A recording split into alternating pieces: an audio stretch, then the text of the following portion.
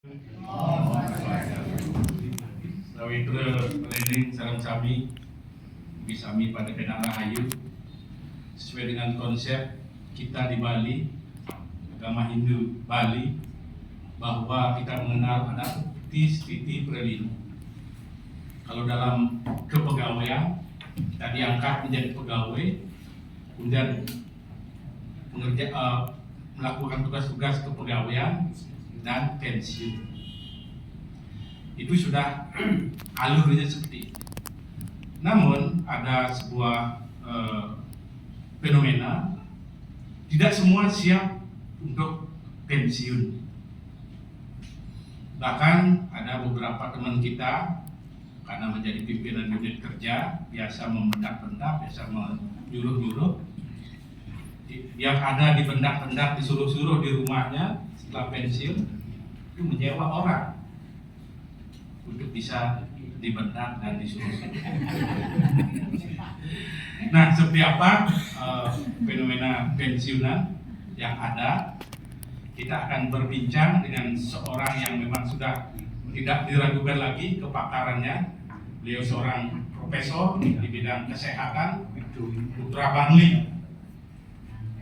Om Swastiastu. Om Swastiastu, Bapak. Jadi ini Profesor Munin Jaya. Beliau dulu guru besar di Universitas Udayana. Prof, niki seperti yang kami sampaikan tadi bahwa tidak semua siap untuk pensiun. Bagi teman-teman kita yang sekarang sudah menjelang pensiun gitu, yang tidak terlalu rumlah, cemas, ini seperti apa saran Prof terkait dengan kegunaan? Terus Om Swastiastu. Om Swastiastu. Saya pensiun secara formal dari pemerintah 2012. Tapi saya disuruh oleh Pak Rektor untuk mendampingi Desa Penguatan selama 5 tahun. 2015 saya baru meninggalkan kampus. Jadi pensiun saya resmi dari kampus 2015. Tapi saya sebagai seorang dokter, saya udah pensiun tahun 1992. Kenapa demikian? Tidak praktik saya. Kenapa tidak praktik? Nah, di sini pertanyaannya, jawabannya, saya pengikut spiritual nih. Jadi pengikut spiritual itu intinya kita berguru dengan ide saya yang widiwasa yang ada dalam diri kita. Itu yang sering kita lupakan. Pancus sadene atmane dice pengosne. Itu yang seharusnya kita berguru dari beliau. Selain kita berguru kepada guru-guru yang lainnya.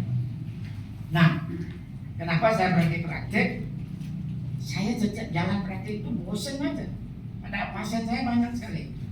Dan 80% pendapatan saya waktu itu berasal dari praktik. Istri saya memang mencari istri yang tidak mau bekerja, yang tidak bekerja. Dia saya ingin bekerja. Saya cari istri yang itu syaratnya 5 itu. Orang Bali, tidak perlu sarjana, tidak perlu berkasta, kemudian yang terakhir ini mau tidak kerja. Nah, tahun pertama perdebatannya bukan main. Jadi berbicara soal itu akhirnya karena saya pengikut spiritual, saya harus percaya dengan bisikan orang. Jadi kalau kita bilang orang beragama, terus Tuhannya ada di mana-mana, tapi kita lupa bahwa kekuasaan Tuhan itu ada dalam diri kita. Pancasila Atma itu ada dalam diri kita. Nah, di sanalah sinar suci Tuhan ketika kita berjalan dalam kegelapan, kita akan diterangi oleh beliau. Nah, percaya tidak, saya sangat yakin. Jadi ketika saya berhenti praktek, ya saya konsultasi dulu dengan istri, karena itu yang akan paling merasakan pahit pikirnya. Saya kehilangan 80% pendapatan saya. Jadi saya hanya mengandalkan sebagai gaji pegawai negeri dan tunjangan-tunjangan sebagai guru besar. Waktu itu saya belum guru besar, saya dosen ya.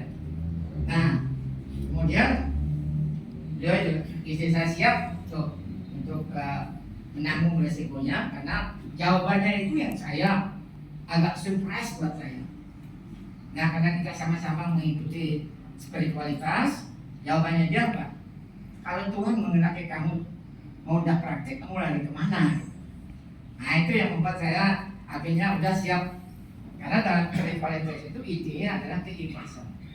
Keikhlasan bukan hanya di mulut aja, tapi betul-betul ikhlas ketika kita kehilangan ya sumber pendapatan itu. Dan itu kan uang itu kan bagi kita sekarang kan bukan main pentingnya. Nah, itu saya merasa itu. Tapi kemudian setelah kita berhenti praktek, nah saya berubah fungsi dari medical research menjadi medical practitioner menjadi medical research. Jadi saya beralih fungsi menjadi peneliti. Kebetulan pada saat itu HIV/AIDS muncul.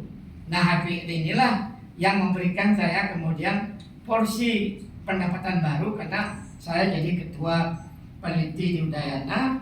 Kemudian proyek saya juga penelitian tentang yang lagi boom itu HIV/AIDS. Akhirnya banyak lagi tawaran-tawaran dari donor asing, dari USAID, dari WHO, dari Amerika, kemudian dari Jepang, Kanada. Proyeknya mengalir semua.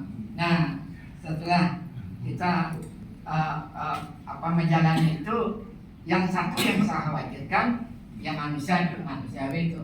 Ini anak-anak saya ini yang masih SD itu mau jadi apa ya kalau saya berhenti praktek pendapatan.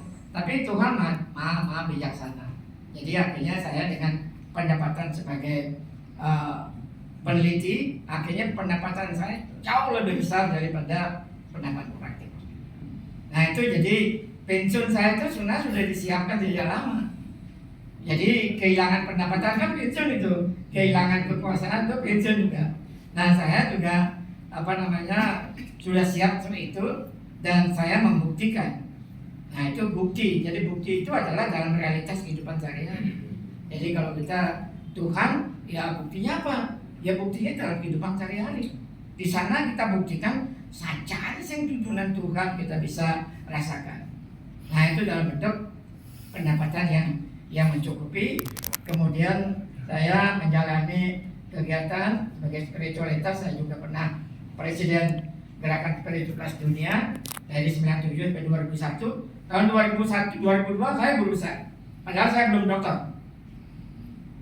Tahun 2003 keluar aturan pemerintah bahwa seorang profesor harus dokter. Nah, disinilah saya merasa diformat ulang hidup saya oleh Tuhan. Nah, buku saya yang beredar sekarang di toko-toko buku, Tuhan memformat ulang hidup saya. Itu Anda silakan dapatkan di toko buku Brother sama toko buku Uranus.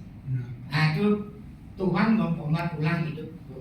Itu adalah flashback bagaimana seorang yang memang aktivis gitu, kemudian diberitahu berhenti praktek, kemudian saya dengan ikhlas menerima perjalanan hidup saya, anak-anak yang saya khawatirkan, itu semua akhirnya semua jadi. Nah, itulah bentuk syukur saya kepada apa yang memang saya rasakan berguru kepada Ida Sanggawidi dalam diri saya. Dan itu saya laksanakan dengan tanpa pamrih apa-apa, dan Tuhan memformat ulang perjalanan hidup saya. Akhirnya betul-betul diberikan kenikmatan. Nah, ketika saya menjalani pensiun, benar-benar meninggalkan kampus, saya tidak lagi mengajar, saya aktif menulis, dan buku-buku saya sampai sekarang dari aspek spiritualitas sudah 18 buku saya jual. Sudah saya terbitkan. Satu buku yang saya jual itu yang tadi bilang itu. Jadi pensiun itu jangan setelah pensiun baru menyiapkan diri. Harusnya sebelum pensiun kita sudah tahu perjalanan kita. Aum itu, M itu kan perennial. Ya, itu aum kan. Ya, titik. Nah, jadi M itu pensiun. Pensiun artinya kita diberhentikan, memang itu aturan berhentikan, tapi kita udah harus siap. Nah, yang satu hal yang penting itu pensiun itu harus punya bekal itu. Kalau pensiun tidak punya bekal, udah caranya ini saya nggak saya bingung tuh. Kekuasaan ya kita membuat arena baru di dalam hidup kita. Setelah pensiun kita punya arena baru, ya. Nah, saya punya nulis, saya punya media sosial, saya sharing di media sosial. Jadi konsep kami itu di pensiun itu, nah ini saya sudah sampaikan di Facebook saya, NBD 3S TB. Oke, berarti